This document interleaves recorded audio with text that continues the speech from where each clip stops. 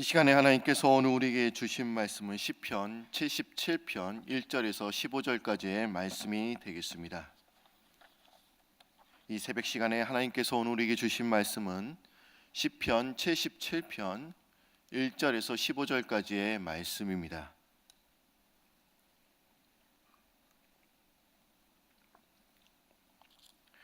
시편 77편 1절에서 15절까지의 말씀이 되겠습니다. 다 찾으신 줄 알고 한 절씩 교독합니다.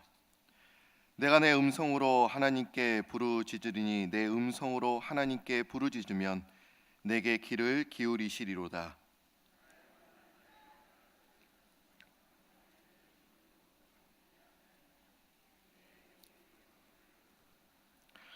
내가 하나님을 기억하고 불안하여 근심하니 내 심령이 상하도다.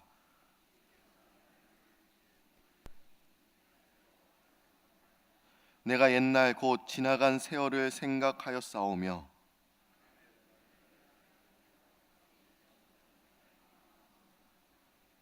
주께서 영원히 버리실까? 다시는 은혜를 베풀지 아니하실까?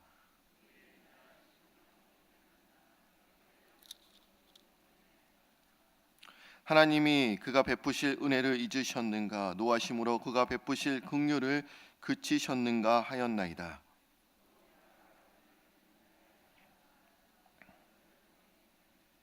고 여호와의 일들을 기억하며 주께서 옛적에 행하신 기이한 일들을 기억하리이다.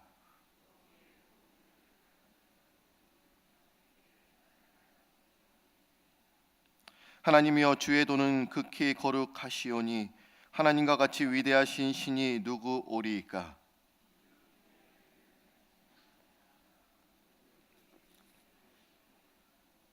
예, 15절 한 목소리 있습니다. 주의 팔로 주의 백성 곧 야곱과 요셉의 자손을 속량하셨나이다. 셀라. 아멘. 오늘은 날씨가 많이 포근해졌습니다. 예, 우리가 수요일 날 목요일만 해도 좀 온도가 내려갔는데 또 오늘은 날씨가 얼마나 좋은지 또 많은 분들이 나와주셨는데 우리 한번 옆에 있는 분들과 인사하도록 하겠습니다. 반갑습니다. 오늘도 승리했습니다. 예.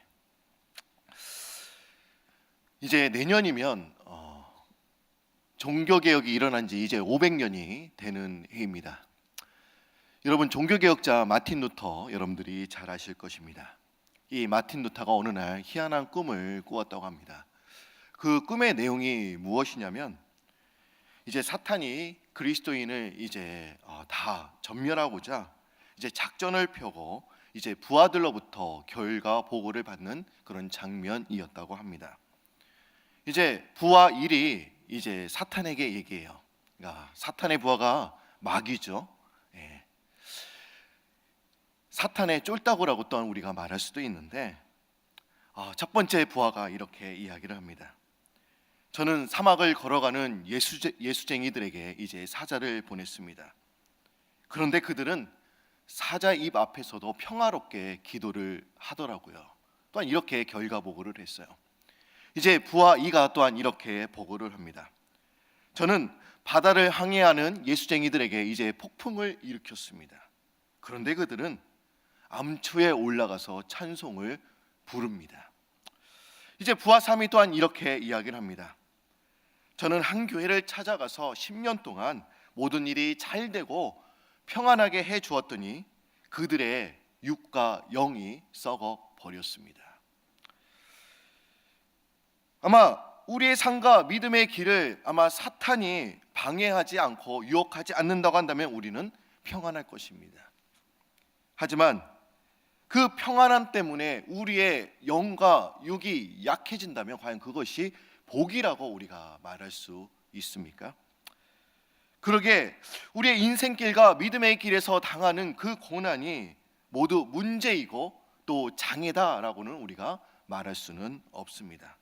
때로는 고난과 역경이 오히려 우리를 새롭게 또한 만들어주고 또 우리의 믿음을 성장시켜 줍니다. 어저께 우리 금요예배 때 우리 박우신 목사님께서 우리가 고난을 어때요? 참여해라. 고난당하는 것을 즐거워해라. 이렇게 말씀을 해주셨습니다. 오늘 본문 말씀도 이런 맥락에서 여러분들이 한번 보시면 잘 연결이 될 거예요. 어제 말씀과 오늘 말씀 좀 비슷한 많은 내용들이 나옵니다. 어떤 사람이 이제 비행기를 타고 이제 타주에 이제 여행을 가게 되었는데, 이러면서 그 비행기 옆자리에 이제 한 여인이 타고 있었습니다. 근데 그분이 여자 선교사님이셨어요. 그러면서 여자 선교사님도 이 타국에서 이제 선교를 하시다가 이제 다른 비행기로 이제 갈아타시면서 이제 두 분이 이제 이야기를 나누게 되었습니다. 그런데 이 선교사님은 이제 선교에서 이제 사고를 당해서 몸이 다쳐서 이제 본국으로 돌아가는 그런 길이었습니다. 그 옆에 있는 앉은 사람이 이제 여 선교사님에게 이렇게 질문을 합니다. 어째서 하나님께서 복음을 위해 헌신하는 선교사님에게 이런 일이 일어나게 하셨습니까? 선교사님은 이런 하나님을 이해할 수 있습니까?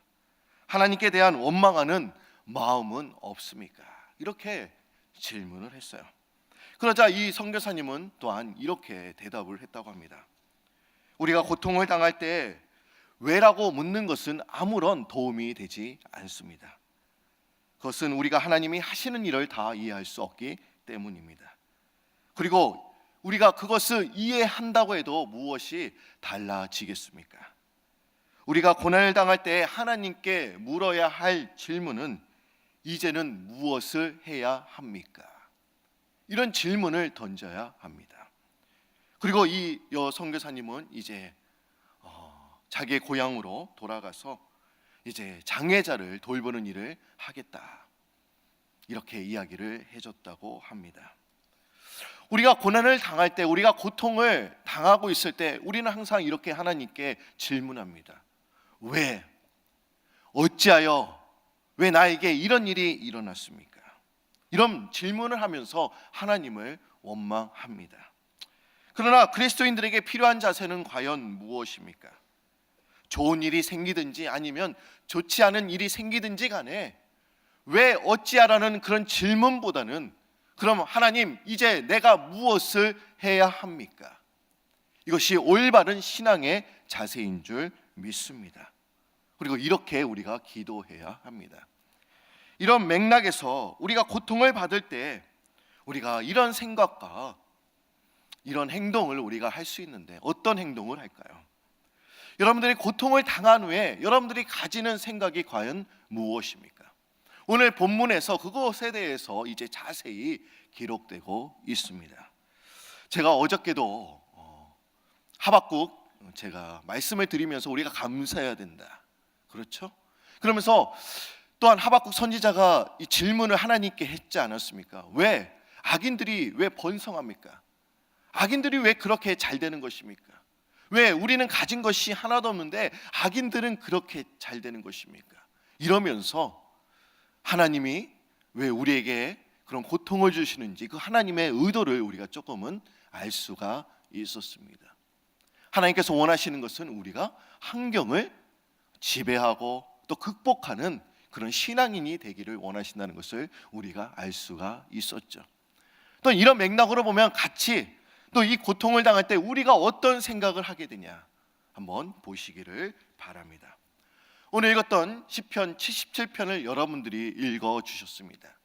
그 표제를 한번 보시면 우리가 뭐라고 나와 있는지 한번 보시기를 바랍니다. 77편 표제 한번 우리 다 같이 한번 읽습니다. 아삽의 시, 인도자를 따라 여도둔의 법칙에 따라 부르는 노래, 이렇게 나와 있죠. 아마 여도둔이란 과연 무엇을 의미합니까? 아마 여러분들 여도둔 아마 많이 듣지는 못하셨을 거예요. 여도둔은 사람 이름입니다. 다윗 시대에 이제 성가대 주요 악장이 있었어요. 누가 있었습니까? 아삽이 있었습니다. 그리고 해만이 있었습니다. 그런데 아마 역시 이 여도둔도 아삽과 해만과 함께 다윗과 함께 같이 함께 일한 다윗의 악장들 가운데 한 명으로 또한 우리가 볼 수가 있습니다. 그런데 우리가 시에는 다 제목들이 있어요. 그렇죠? 근데 우리가 어떤 시에는 이런 제목이 붙어 있지만 오늘은 그냥 아삽의 시다, 그냥 제목이 붙어 있지는 않습니다. 근데 저는 이 시편 77편을 읽고 아마 이런 제목을 붙이고 싶었어요. 오늘 여러분들도 이 시편 77편 1절에서 15절까지의 말씀을 다 읽으셨습니다. 근데 과연 여러분들은 어떤 제목을 붙이고 싶으십니까? 여러분들은 뭐라고 붙이시겠습니까? 저는 이렇게 붙이고 싶어요. 고난의 밤에 부르는 노래. 언제 부르는 노래라고요? 고난의 밤에. 고난의 밤에 부르는 노래. 한번 우리가 2절 말씀을 보시면 여러분들이 좀 아실 수 있을 것 같아요. 기가 되는 말씀인데 2절 말씀 한번 여러분들이 읽어주시기를 바랍니다. 시작.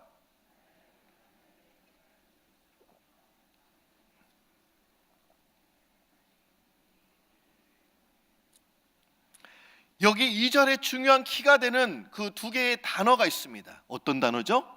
환난 그리고 밤이라는 그런 단어입니다. 지금 시편 기자는 고난의 밤에 지금 하나님께 부르짖어 기도하고 있습니다. 여러분, 그리스도인들은 고난의 때에 무엇을 합니까? 이전에 나오는 것처럼 기도를 합니다. 지금 시편 기자는 이렇게 말하고 있습니다. 나는 손을 거두지 아니하였다. 손을 거두지 아니하였다는 것은 지금 기도를 쉬지 않았다라고 지금 고백하고 있는 것입니다. 또 밤은 우리가 문자적으로 우리가 밤을 의미하기도 하지만 여러분, 밤은 어떻습니까? 아무것도 보이지 않습니다. 앞도 보이지 않습니다. 해결책이 보이지 않습니다. 그러기에 이 밤도 환난, 고통의 때를 또한 말하고 있습니다. 여러분, 사람은 우리가 환난을 당하게 되면 일반적으로 원망과 불평을 이제 쏟아놓게 마련입니다. 그리고 그것은 그리스도인이라고 해서 우리가 예라고는 할 수가 없습니다. 그렇다고 그리스도인들이 처음부터 원망과 불평을 쏟아내냐? 절대로 그런 것은 아닙니다. 그리스도인들은 환난을 이제 당하게 되면 처음에 하는 것이 무엇입니까? 다 기도를 합니다. 왜 그런 기도를 하면서 우리가 이렇게 기도를 하죠? 왜? 어찌하여? 왜 이런 일이 나에게 일어났습니까? 다소 이런 식의 원망이 조금 섞이기는 했지만 근본적으로 하나님을 향하여 원망하거나 불평하지는 않습니다. 그러나 하나님께 기대를 해보지만 기대한 것과 같은 그런 응답이 더디거나 또 즉각적으로 하나님께서 그 기도에 임재하시지 않으시면 우리는 어떻습니까? 기도하는 일을 중단하고 이제 하나님을 향하여 원망하기 시작합니다. 즉 우리가 고난을 당할 때 그리스도인들은 그래도 다 기도해요. 그러나 그 기도가 기대하는 것처럼 응답이 없을 때는 이제 하나님을 향하여 원망하고 불평하기 시작하는 것입니다. 그럼 그 다음 단계, 그 후에는 또한 우리가 어떤 행동을 하게 될까요? 오늘 77편 2절 말씀은 아까 전에 읽었습니다. 근데 후반절 말씀 보면 또한 이렇게 나와 있습니다. 내 영혼이 위로받기를 거절하였도다. 이제 내가 고통을 받고 있을 때 이제 그 이야기가 이제 동료들에게, 친구들에게 이제 또 전달되었습니다. 이제 많은 사람들이, 나를 사랑하는 사람들이 와서 이제 위로해 주려고 노력합니다. 그러나 이 시편 기자는 매우 큰 슬픔과 고통에 휩싸여서 아무에게도 위로받기를 원치를 않습니다. 사람 만나는 것도 꺼려합니다. 그냥 위로 자체가 이제 싫습니다. 동료들이 말로는 위로하지만 그 위로가 마음에 와닿지는 않습니다. 문제가 해결되어야지 위로 그 자체는 아무런 도움이 되지 않습니다. 아마 여러분들도 다 이런 경험을 해보셨을 것입니다. 여러분, 동방의 의인으로 불리던 이 욥도 어떻습니까? 원인을 알 수 없는 재앙을 이제 당하게 되자 이 소식을 알게 된 그의 친구 엘리바스 빌다 소발이 이제 욥을 위로하기 위해서 이제 찾아오게 됩니다. 그들은 욥의 곁에서 이제 통곡하면서 일주일을 이제 주야로 욥과 함께 이제 보냈습니다. 그러나 그러한 친구들의 행위가 욥에게 무슨 위로가 되었을까요? 그들은 고난당한 욥의 곁에 있어줌으로써 일시적으로는 아마 욥에게 힘과 위로가 조금은 될 수도 있었겠지만, 결국에 성경 말씀 보면 이제 욥과 큰 논쟁을 이제 벌이게 됩니다. 그리고 도리어 욥에게 큰 상처와 고통을 또한 안겨주게 됨을 우리가 보게 됩니다. 여러분, 우리가 어려움에 처하여 위로가 필요할 때 누구에게 우리가 향해야 하는 것입니까?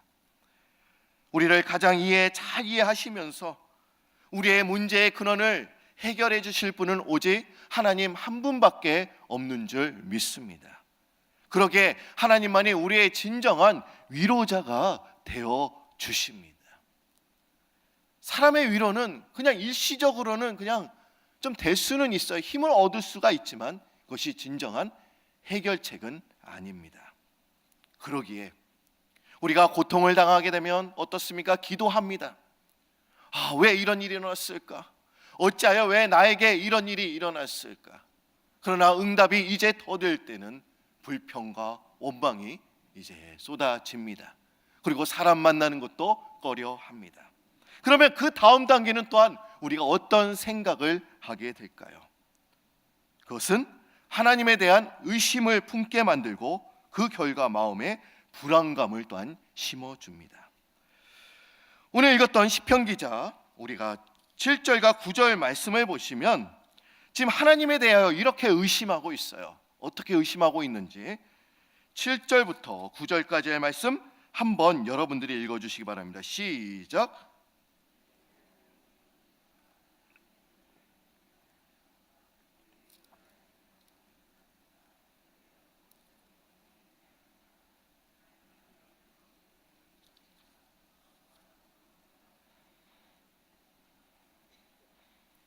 우리도 이런 의심을 우리가 갖게 됩니다. 나를 버리신 건 아니실까? 다시는 은혜를 베풀지 아니하실까? 이러면서 우리가 하나님께 대한 그런 의심을 품게 되는 것입니다. 시편 기자는 그의 고난과 하나님의 침묵 앞에서 하나님께서 자신을 버리신 것은 아닌가 지금 의심하고 있습니다. 그러면서 이 시편 기자는 또한 이렇게 불안해하고 있습니다. 3절과 4절 말씀 제가 읽습니다. 내가 하나님을 기억하고 불안하여 근심하니 내 심령이 상하도다. 주께서 내 눈을 붙이지 못하게 하시니 내가 괴로워 말할 수 없나이다. 이러면서 지금 어떻습니까? 마음에 지금 불안해지는 거예요.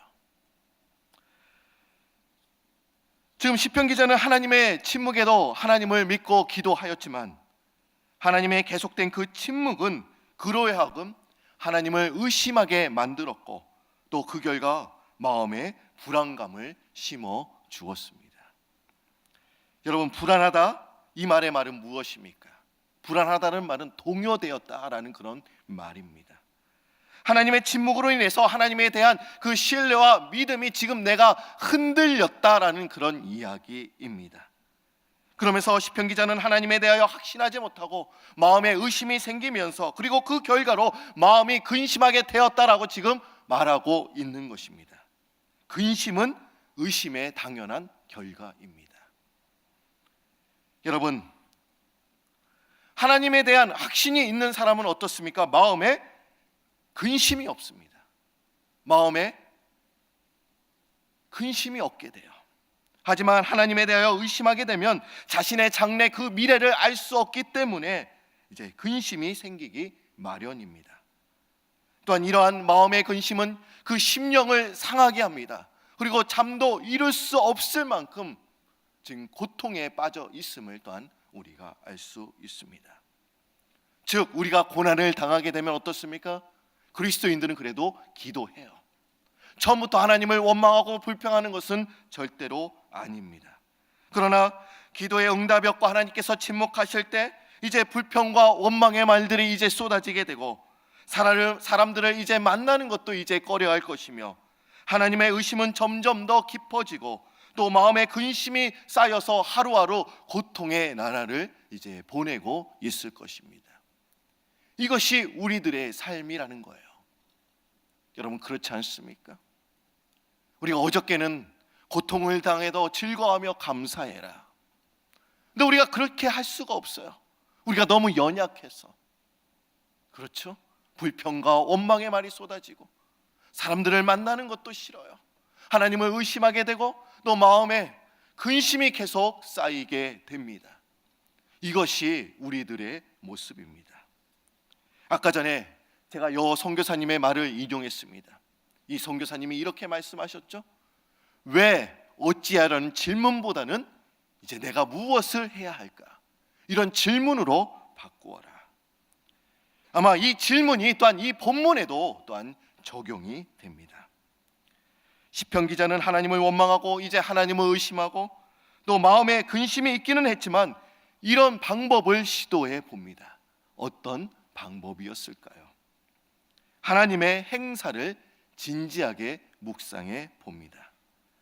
이제 시편 기자는 하나님을 의심했습니다마는 자신의 신앙의 연약함을 이제 극복하기 위해서 하나님의 행사에 대해서 행하신 일들에 대해서 이제 묵상하기로 이제 결정합니다. 여러분, 왜 묵상이 중요할까요? 우리가 말씀을 듣고 우리가 말씀을 곱씹으면서 우리가 묵상할 때가 있습니다. 그리고 조용한 중에 또 한적한 곳에 가서 우리가 하나님의 말씀을 기억하면서 우리가 기도하면서 묵상할 때가 있습니다. 왜 묵상이 중요할까?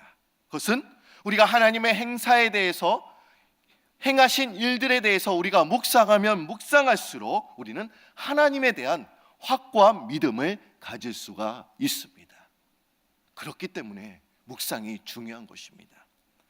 여러분, 여러분들은 성경에 기록된 그리고 우리가 지난 40년간의 프라미스 교회 행하신 일들을 우리가 깊이 있게 진지하게 우리가 묵상하는 시간을 좀 우리가 가져야 합니다.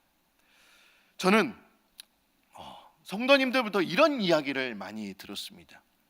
우리 성전이 킨즈로 이제 옮겨온 지는 이제 오랜 시간이 되었지만 그 전에는 우리가 맨하튼 성전에서 예배를 드렸습니다. 그리고 저는 이런 이야기를 많이 들었는데 맨하탄의 금요 예배가 얼마나 뜨거웠는지, 들어오는 순간 또 은혜가 임했다라고 말하는 그런 고백하는 분들이 많이 계셨습니다. 그냥 성전에 들어오는 순간 그냥 눈물이 얼마나 나오든지, 그리고 찬양과 기도가 뜨거웠다, 이런 말씀을 많이 하시더라고요. 여러분, 옛적에 행한 행사, 우리가 이 일들을 우리가 기억하면서 하나님께서는 이전에만 우리에게 놀라운 은혜를 부어주신 것만이 아니라 또 동일하게 오늘도 지금 이 시간에도 부어주실 줄 믿습니다. 우리가 이런 믿음을 가지고 나아가야 됩니다. 하나님께서는 우리에게 얼마나 놀라운 기이한 일들을 행하셨는지 모릅니다. 아마 여러분들 중에는 아마 기적을 체험하신 분들도 분명 있을 것입니다. 분명 하나님께 기도함으로 나의 병이 온전히, 여러분들의 병이 낫게 됨을 온전히 고백하고 그 경험들이 다 있으실 것입니다. 저도 마찬가지입니다. 저도 힘들고 어려운 순간에 하나님께 기도했을 때 하나님께서 선한 길로 인도해 주시고 또 나의 병도 치료해 주시고, 그런 경험들을 저도 많이 맛보았습니다. 제가 전에 이런 말씀을 드렸죠. 저도 전에 오십견이 있었다. 얼마나 성숙했으면 오십견이 빨리 찾아왔는지. 저도요, 물리치료를 받았어요. 한 달에 한 3-4번씩 받아. 낫지는 않습니다. 근데 저도 한 집회에 참여해서 하나님께서 만져주심을 제가 체험했어요. 얼마나 시원하든지. 아마 제가 그걸 기억하면 이런 믿음이 생겨요. 예전에도 하나님 나에게 역사해 주시고 나를 치료해 주셨는데 지금 이 시간에도 치료해 주실 거야. 이런 믿음이 있습니다. 그러기에 우리는 옛적에 행한, 하나님께서 나에게 행하신 일들을 기억하면서 그것을 묵상하면서 곱씹으면서 확고한 믿음을 가지시는 여러분들이 되시기를 바랍니다. 우리 교회 행하신 일들이 많이 있어요. 금요 예배뿐만 아니라 또한 헤브론 우리 수양관에서도 하나님의 놀라운 일들이 임했다라는 그런 이야기를 제가 종종 들었습니다. 한 권사님이 이제 교회가 큰 어려움을 겪고 있을 때 이제 목사님께 신방을 요청했다고 합니다. 잠시 이야기를 이제 나누던 가운데 진짜 이 권사님이 목사님께 드리고 싶은 이야기를 이제 꺼내기 위해서 이제 이 권사님이 집에 걸린 이제 벽에 걸린 이 그림을 이제 목사님에게 보여주었다고 합니다. 어떤 그림이냐? 다니엘의 그림이었어요. 사자굴에 있었던 이제 다니엘. 그리고 목사님께 이 권사님이 이렇게 물어보았다고 합니다. 목사님, 저 그림 속에서 무엇을 보셨습니까? 그러더니 이 목사님이 한참 생각을 하시더니 글쎄요, 사자 몇 마리가 있고 또 빗줄기가 몇 개 있고 그리고 거기에 다니엘이 있네요. 이렇게 대답을 했습니다. 그런데 이 권사님은 이제 목사님이 이제 평생 잊을 수 없는 말을 이제 전해 주었다고 합니다. 목사님, 제 생각에는 목사님께서 보셔야 할 한 가지가 더 있습니다. 그건 그 그림에서 다니엘의 눈은 사자를 향하고 있지 않고 하나님을 향하고 있습니다. 그 순간 이 목사님은 수많은 어려움 속에서 목사님을 지탱시켜 주었던 그 영적의 힘을 아마 다시 한번 발견하게 되었다고 합니다. 나의 상황이 아니라 주님께 나의 눈을 돌린다고 한다면 하나님께서는 그 어려움 속에서 나를 도와주실 거야. 그 영적인 그 의미를 발견하게 된 것입니다. 이러면서 이 목사님은 또 이렇게 고백을 했습니다. 뭐라고 고백하냐? 주님을 바라보는 것은 영적으로 진부한 상투어가 아닙니다. 나를 방해하는 모든 것들로부터 눈을 돌리고 그리스도께 초점을 맞출 때, 그분의 말씀을 규칙적으로 섭취하며 그분의 말씀에 따르도록 우리의 의지를 집중시킬 때 우리의 귀에 더 이상 사자의 울음소리는 들리지 않을 것입니다. 여러분, 우리의 초점, 우리의 시선이 어디에 있어야 될까? 주님께 맞춰줘야 합니다. 주님께서 행하신 기이한 일들을 우리가 곱씹으며 이제 묵상하면서 우리가 기억할 때 더 이상 불평과 원망 그리고 의심과 근심은 다 사라지게 될 줄로 믿습니다. 오직 오늘 이 시간에 여러분들의 시선이, 여러분들의 눈이 하나님만 향하며 나아가는 그런 여러분들이 되시기를 소망합니다. 주님께서 나에게 행하신 기이한 일들을 우리가 상고해 보면서 이제 기억하면서 우리의 믿음이 회복되어지고 또 그 회복되는 역사가 우리들의 삶 가운데 있기를 소망합니다. 제가 오늘은 고난에 대해서 어저께 연결이 되어서 계속 제가 말씀을 드렸습니다. 우리가 지금 사순절을 우리가 보내고 있습니다. 주님께서는 왜 십자가에 달려 돌아가셨을까? 우리 때문에 십자가에 달려 돌아가셨습니다. 고난의 길을 걸어가셨습니다. 우리가 이 사순절에 아마 고난을 당하고 있는 분들도 분명 계시지만 내가 지금 평안한데 무슨 이 말씀이냐. 그러나 여러분들이 주님께서 걸어가신 그 길에 동참함으로 하나님께서 나에게 행하신 일, 그 기이한 일들을 우리가 묵상하면서 이번 한 주간도 주님과 동행하며 주의 마음을 품고 주의 생각을 가지고 이제 주님과 동행하는 여러분들이 되시기를 소망합니다. 제가 목요일에는 제가 이런 말씀을 드렸죠. 먹는 얘기를 많이 했습니다.